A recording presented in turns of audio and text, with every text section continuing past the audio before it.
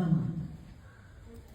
ನಾವು ಯಾವುದೋ ಕಥೆ ದೇವಿ ಭಾಗವತ ಓದಬೇಕಾದ್ರೆ ಕಥೆಗಳು ಬರುವಾಗ ಕಲ್ಪಿಸ್ಕೊಳ್ತೀವಿ. ಯಾವುದೋ ಒಂದು ಯುಗದಲ್ಲಿ, ಯಾವುದೋ ಒಂದು ದೇಶದಲ್ಲಿ, ಯಾವುದೋ ಕಾಲದಲ್ಲಿ ಯಾವುದೋ ಒಂದು ವ್ಯಕ್ತಿ, ಒಂದು ರಾಕ್ಷಸ ಅನ್ನುವ ಒಂದು ವ್ಯಕ್ತಿತ್ವ ಇತ್ತು ಅಂತ ಖಂಡಿತ ಆಧಾರ ತಗೊಂಡಾಗ ಬರೀ ಕಥೆ ಆಗುತ್ತೆ.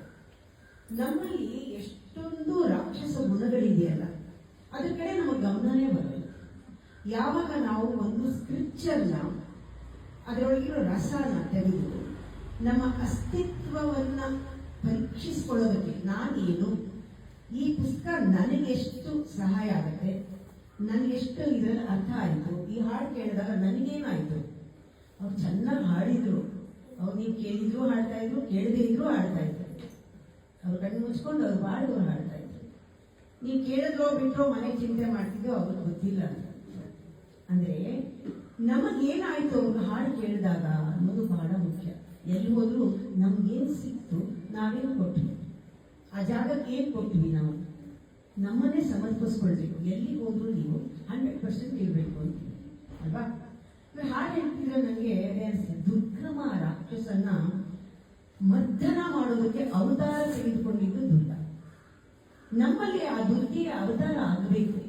ತುಂಬಾ ಜನ ಹೇಳ್ತಾರೆ, ದೇವಿ ಪೂಜೆ ಮಾಡಿದ್ರೆ ಮಾಡಬಹುದಾ, ನಾವು ಬೇಸಿಕ್ ಕ್ವೆಶ್ಚನ್ ಕೇಳ್ತಾರೆ, ಶಿಕ್ಷಕರ ಮಾಡಬಹುದಾ, ಭಯ.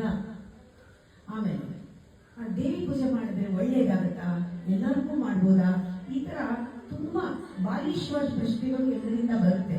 ನಾನು ಇಷ್ಟು ವರ್ಷದಲ್ಲಿ ನೋಡಿದ್ದೀನಲ್ಲ, ದೇವಿ ಫೋಟೋ ಹಾಕೋಬೋದಾ, ಕಾಳಿ ಫೋಟೋ ಹಾಕೋಬೋದಾ, ಇದನ್ನೆಲ್ಲ ಪ್ರಶ್ನೆ ಕೇಳ್ತಾರೆ. ಶಕ್ತಿ ದೇವತೆಗಳನ್ನ ನಾವು ಪೂಜೆ ಮಾಡ್ಬೋದಾ, ಎಲ್ಲಿನೋ ಕೇಳಿರ್ತಾರೆ. ವಾಮಾಚಾರ ಅದು ಇದು ಕೇಳಿರ್ತಾರಲ್ವಾ, ಅದು ಕೆಟ್ಟ ಕೆಟ್ಟ ಸೀರಿಯಲ್ ನೋಡಿರ್ತಾರಲ್ಲ, ಅದೆಲ್ಲ ತಲೆ ಮೇಲೆ ಕೂತ್ಕೊಂಡಿರುತ್ತೆ ಈಸಿಯಾಗಿ. ಇದಕ್ಕಿಂತ ಅಲ್ಲಿಗೆ ಹೋಗುತ್ತೆ. ಆ ಅನುಮಾನಗಳು ಒಂದು ಕೇಳ್ತಾರೆ.